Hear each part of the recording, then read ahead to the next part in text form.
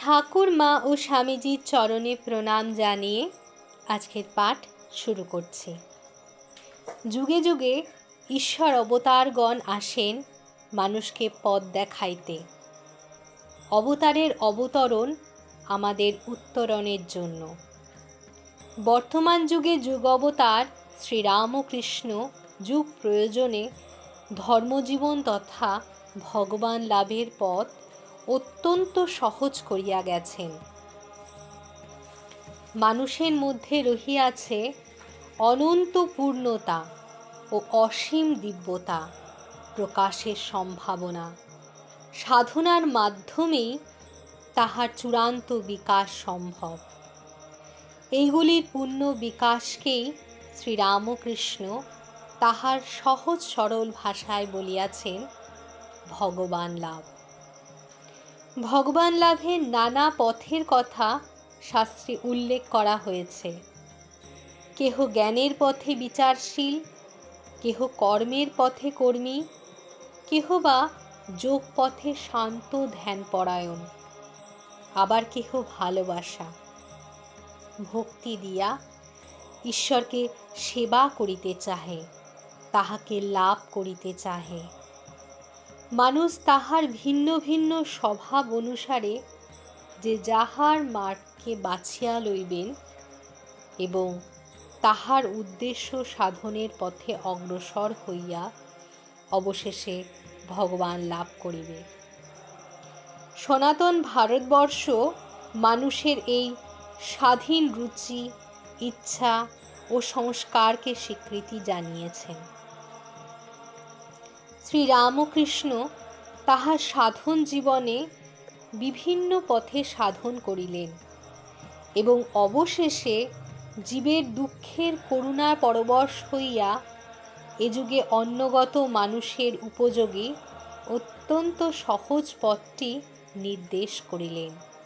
উপায় সাধু সঙ্ঘ ও প্রার্থনা। ব্রহ্মভক্তদের নানা প্রশ্নের উত্তর দিতেন শ্রীরামকৃষ্ণ। উপায় কি? এক ব্রহ্মভক্ত এই প্রশ্নের উত্তরে ঠাকুরকে জানাইয়াছেন, উপায় অনুরাগ, অর্থাৎ তাকে ভালোবাসা আর প্রার্থনা।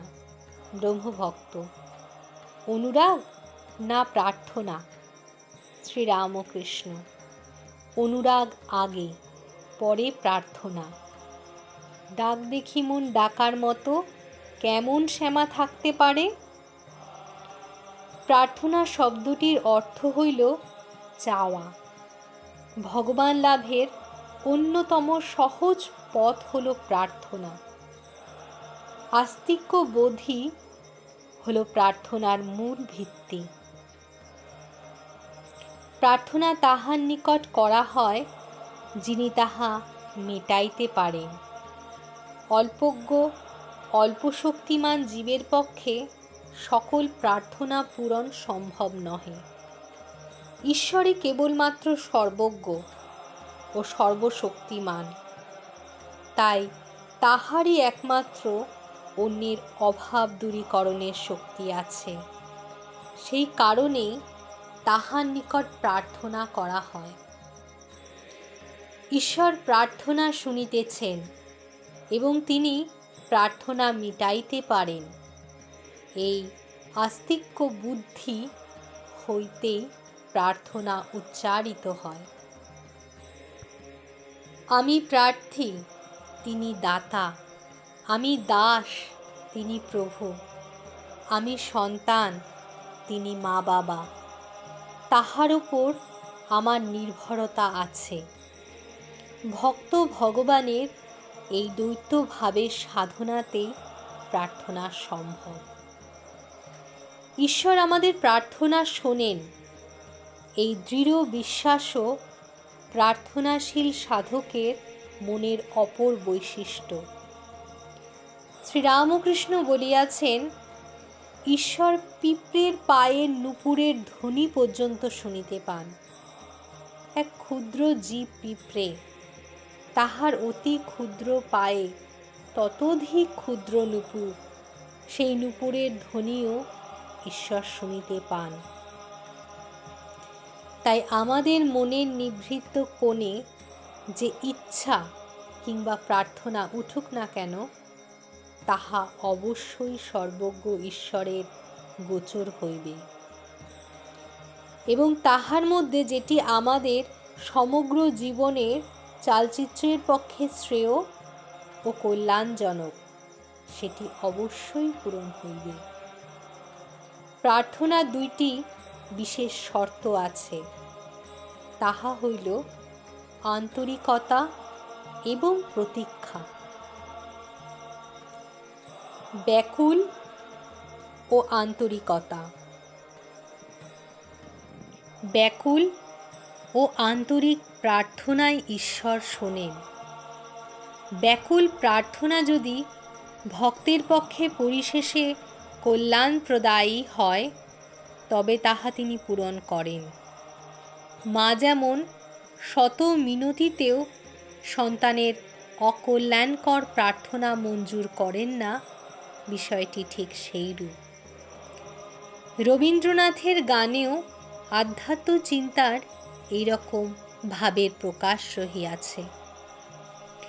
আমি বহু বাসনায় প্রাণপণে চাই, বঞ্চিত করে বাঁচালে মোরে, এ কৃপা কঠোর সঞ্চিত মোর জীবন ভরে। ঈশ্বরের এই যে কৃপা কঠোরতা, তাহা কিন্তু আমাদের মঙ্গলের জন্য। তাই অনুরাগপূর্ণ চিত্তে ব্যাকুল হইয়া ঈশ্বরের নিকট প্রার্থনা করিলে, সেই প্রার্থনা যদি প্রার্থনাকারীর পক্ষে মঙ্গলজনক হয়, তবে তাহা একদিন না একদিন পূরণ হইবেই। এই বিশ্বাস নির্ভরতাই প্রার্থনার মূল কথা। প্রার্থনা মাত্রই যে তৎক্ষণাৎ পূর্ণ হইবে, এরূপ অলৌকিক বিষয় ইহা নয়। তাই শান্ত চিত্তে প্রতীক্ষা অত্যন্ত আবশ্যক। অর্থাৎ ঠাকুর তাহার সাধন জীবনে বিভিন্ন পথে সাধন করিলেন এবং অবশেষে জীবের দুঃখে করুণাপরবশ হইয়া এ যুগের অন্নগত মানুষের উপযোগী অত্যন্ত সহজ পথটি নির্দেশ করিলেন। অর্থাৎ ঠাকুর আমাদের জন্য অত্যন্ত সহজ পথ নির্দেশ করিলেন, সেটি হল সাধু সঙ্গ ও প্রার্থনা। একজন ব্রহ্মভক্ত জিজ্ঞেস করিলেন, অনুরাগ না প্রার্থনা কোনটা আগে? ঠাকুর বললেন, অনুরাগ আগে, পরে প্রার্থনা। বলে ঠাকুর বললেন, ডাক দেখি মন ডাকার মতো, কেমন শ্যামা থাকতে পারে? প্রার্থনা শব্দটির অর্থ হচ্ছে চাওয়া।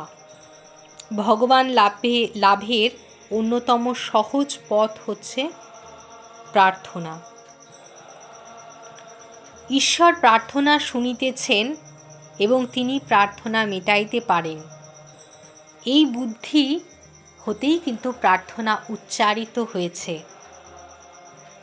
আর ঠাকুর বলছেন, ঈশ্বর কিন্তু আমাদের প্রার্থনা শোনেন।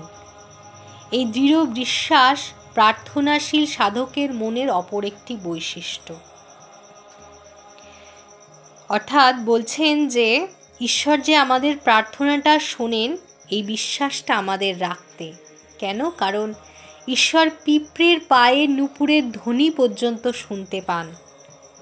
আমাদের মনের নিভৃত কোণে যে ইচ্ছা কিংবা প্রার্থনা উঠবেই, সেটি কিন্তু ঈশ্বরের গোচর হইবে।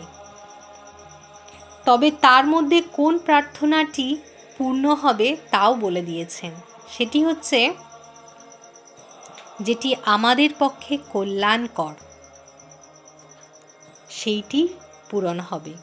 প্রার্থনার দুটি শর্ত, একটি হচ্ছে আন্তরিকতা এবং দ্বিতীয়টি হচ্ছে প্রতীক্ষা। বলছেন, ব্যাকুল ও আন্তরিক প্রার্থনায় ঈশ্বর শোনেন। ব্যাকুল প্রার্থনা যদি ভক্তের পক্ষে পরিশেষে কল্যাণপ্রদায়ী হয়, তবে তাহা তিনি পূরণ করেন। যেমন আমাদের মা সন্তানের অকল্যাণ হবে জেনে সে প্রার্থনা কিন্তু মা পূরণ করেন না। সেমনি ঠাকুরও সন্তানের পক্ষে যেটি মঙ্গলকর, মঙ্গলজনক, সেইটিই পূরণ করেন। এ বিশ্বাস নির্ভরতা প্রার্থনার মূল কথা। প্রার্থনা মাত্রই যে সঙ্গে সঙ্গে পূর্ণ হবে এইরূপ কিন্তু কোনো কথা নয়। এরূপ অলৌকিক বিষয় ইহা নয়। তাই জন্য আমাদেরকে কি করতে হবে? শান্ত চিত্তে প্রতীক্ষা করতে হবে যে ঠাকুর প্রার্থনা শুনেছেন এবং প্রার্থনাটি যদি আমার পক্ষে কল্যাণকারী হয়, ঠাকুর ঠিক পূর্ণ করবেন। এই বলে আজকে আমি আমার পাঠ শেষ করলাম।